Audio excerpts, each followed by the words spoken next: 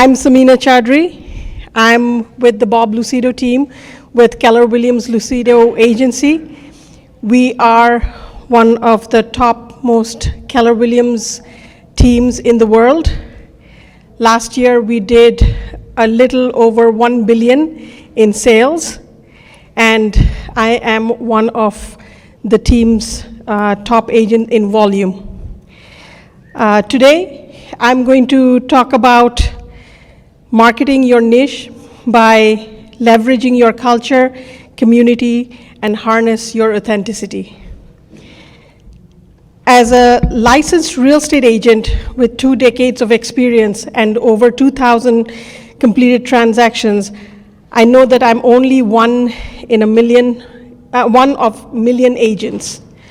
Although this can feel somewhat overwhelming, our ability as agents to write a contract or close a transaction isn't what makes us special. But instead, it's our unique set of skills and values that we bring to each and every transaction that makes us stand out in the crowd. Who you are as a person, what your hobbies are, what your aspirations look like, that's what defines you outside of your work.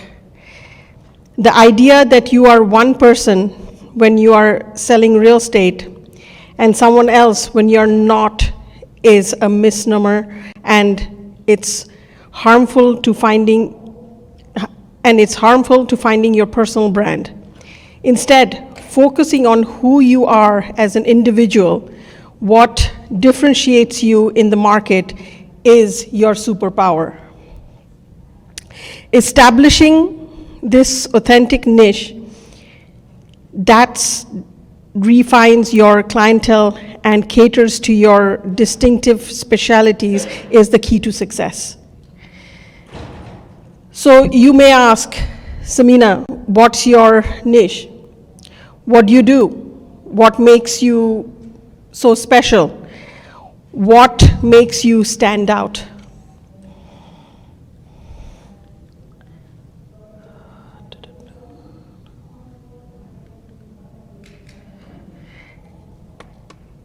I often get asked, what's my one-liner? What is the thing that makes me stand out? And when I first started as a real estate agent, I always wanted to do something different than what everyone else was doing. I was always asking that question, why would clients choose me over 10,000 agents out there? And it really came down to my culture and my background. I was born in India, raised in Bangladesh, and then came to the US for my undergrad studies. My father was an entrepreneur in Bangladesh and later became the Secretary of State for Bangladesh. So being that foreign service field, I got to travel the world, see different cultures, and discover how people show their service across countries.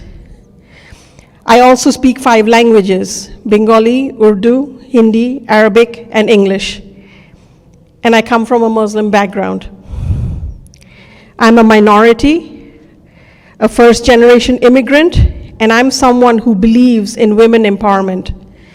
These aren't things I shy away from in my work. I actually cater to them. 80 to 90% of my clients are minorities, and I typically work with immigrant families. As someone who understands that big dream mentality of moving to a new country for better opportunities, I am able to provide my clients with a better life outside their home country while still maintaining the culture and community that they love within their new home. I try to give them the best of both worlds as someone who has done that exact thing in her own life.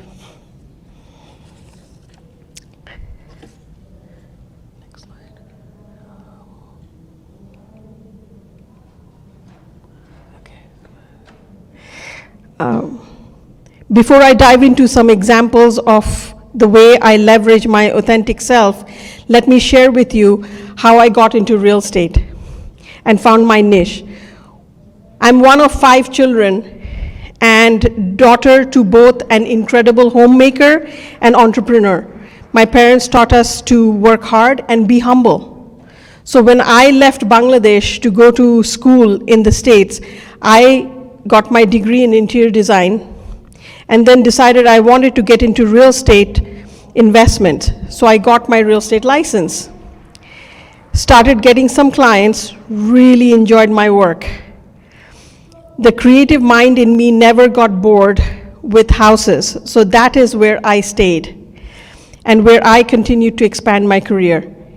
In addition to what my parents instilled in me, I love learning how successful people made it in this country from nothing and found their American dream. One book that opened my eyes to looking at myself from an immigrant's perspective is Brian Buffini's book, The Immigrant Edge. What does immigrant mean? We are used to the word immigrant, but there's a word in English called emigrant. Now, emigrant means that you have left your own country permanently to settle in another. What does an immigrant have that most American who are second or third generations don't? In Brian's book, there are 7 characteristics that successful people or immigrant that you will not find in others. They are willingness to learn,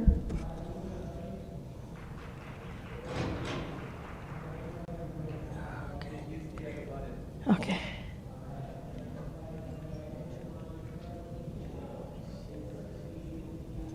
A voracious openness to learn, a do what it takes mindset, a willingness to outwork others, a heartfelt spirit of gratitude, a boldness to invest, a commitment to delay gratification, and lastly, an appreciation to where I came from.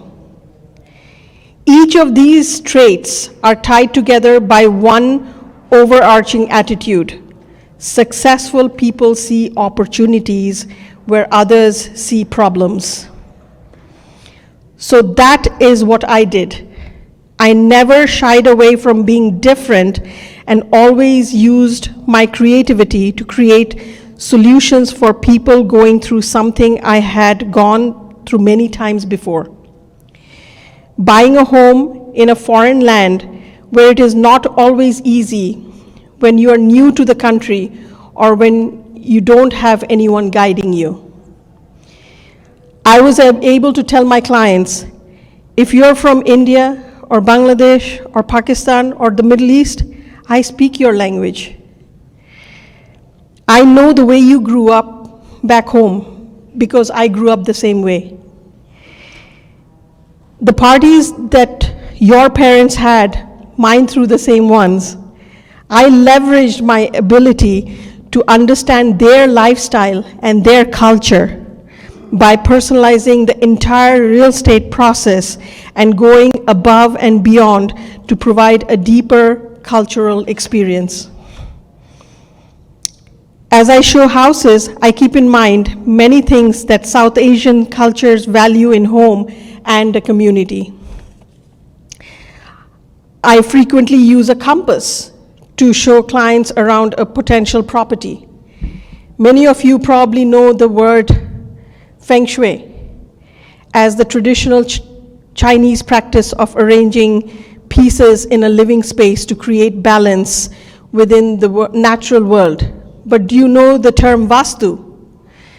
In India, Vastu actually predates Feng Shui and uses earth, water, fire, and air space to determine the imperfections of a property.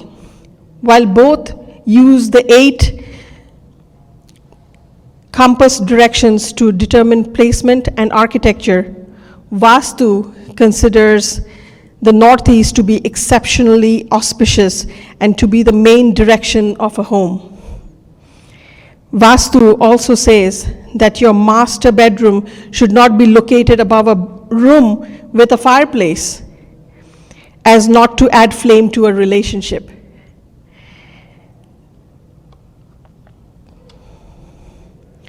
So I learned to carry a compass with me at all times and know the rules of Vastu like the back of my hand. Let's talk about social connectivity and community. Entertaining guests is also a major part of Middle Eastern and South Asian culture. So parking is a primary consideration to a prospective property.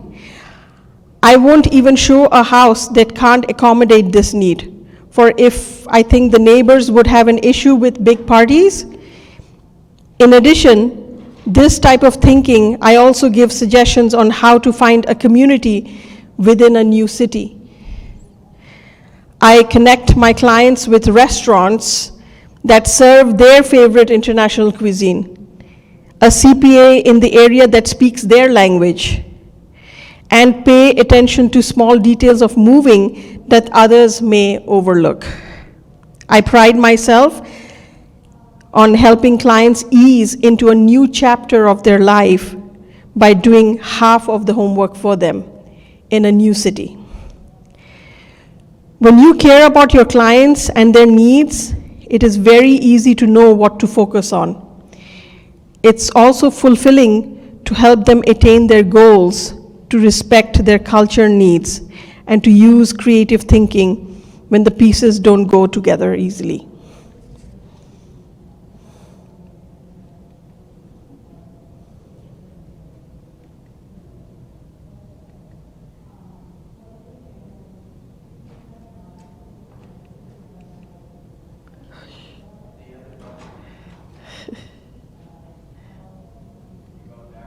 Okay.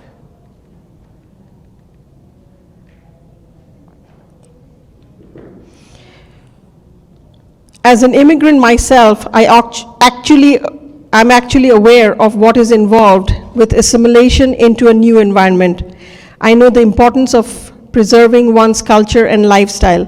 It's not only essential to connecting and communicating with clients, but also understanding the style and features of a property that you can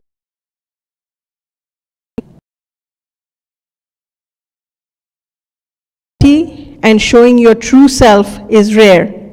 We often feel like we have to stifle ourselves or dial back our personality to fit into a certain mold. But what is important to remember is that we can't be liked by everyone all the time. So we may as well be the version of ourselves that we like. That feels true. And hope it attracts people of the same kind. Find what is that sets you apart from other competitors. What are those unique traits skills that you bring to the table? What are those things you care about outside of your work that you can incorporate into your specialty? Establish your authentic niche is a strategic way to have a personal brand work for you overnight. Don't be afraid of your uniqueness and never erase your culture. Leverage it.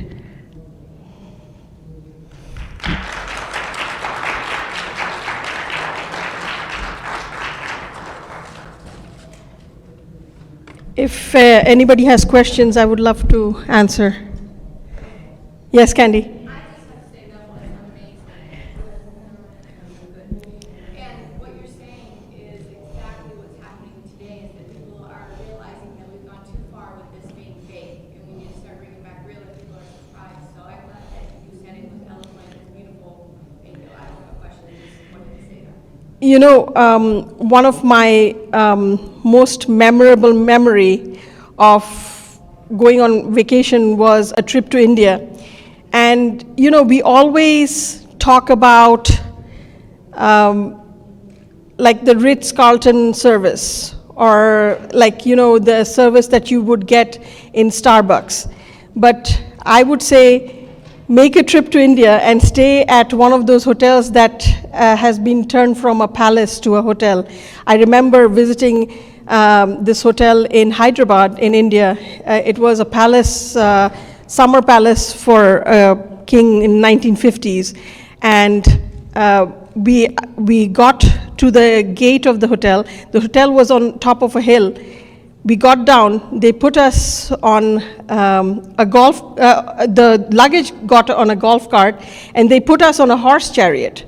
And we went from a horse chariot up to the top of the hill in front of the hotel, where somebody was waiting for us with a welcome drink and put a garland on me. And the steps to go up to the top of the lobby in front of the building, as I was walking up the steps, from top of the balcony of the hotel, they were showering me with petals, rose petals.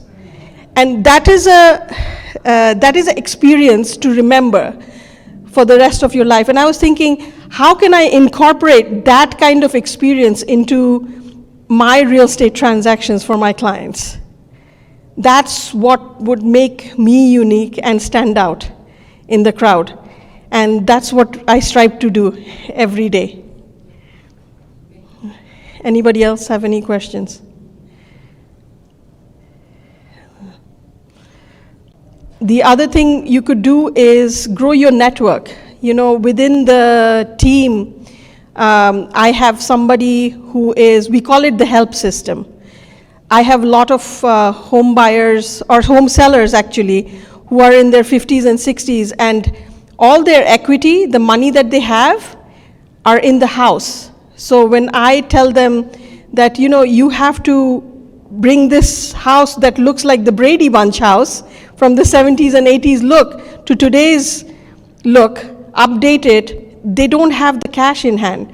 So I found the help system where contractors do the work and they get paid at settlement when the seller gets the money. So these are unique services that you have to cater to and give that Ritz-Carlton leverage service that makes you stand out in the crowd. The other one is, we call it the silver group, where this is mainly for buyers or sellers that are 55 and older. There are a lot of kids whose parents are so old they don't know what to do with the house that they have to sell. We come in, we take all the things in the house and we divide it into four. One set of inventory goes to trash, one is sold, one the children take it with them. We provide all those services to do all those inventory for them and help them move the things out of the house before the house is sold. Then we have a director of Silver Group who has connections with all the assisted livings in the area, where she consults with the family, the children, the parents, and asks them that what are you looking for the assisted living for your parents. They tell her all those things and she matches them with the assisted living services in the area.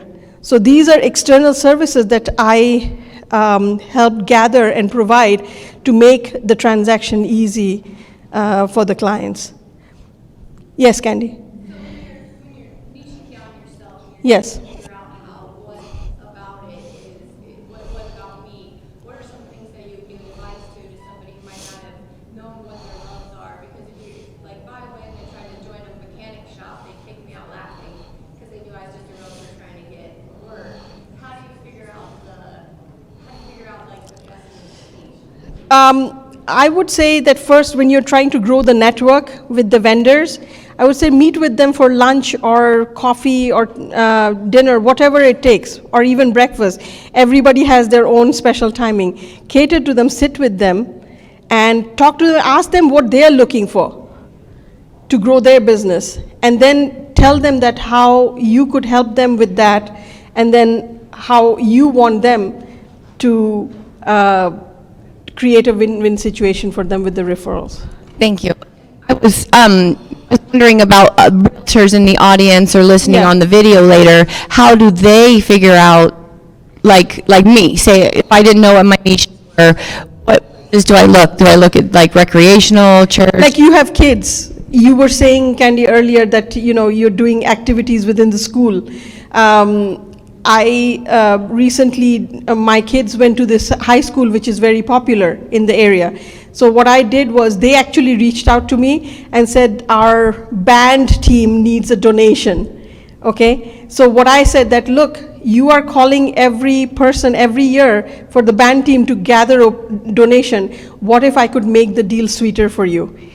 And I said, make me a part of your PTA, and all you PTA members, why don't you advertise me? Because with every transaction that comes from the PTA, you can say that I will give $500 donation as a referral to the PTA for every family member that buys or sells a home with you. That's great, and that's valuable for Yes. for you, valuable.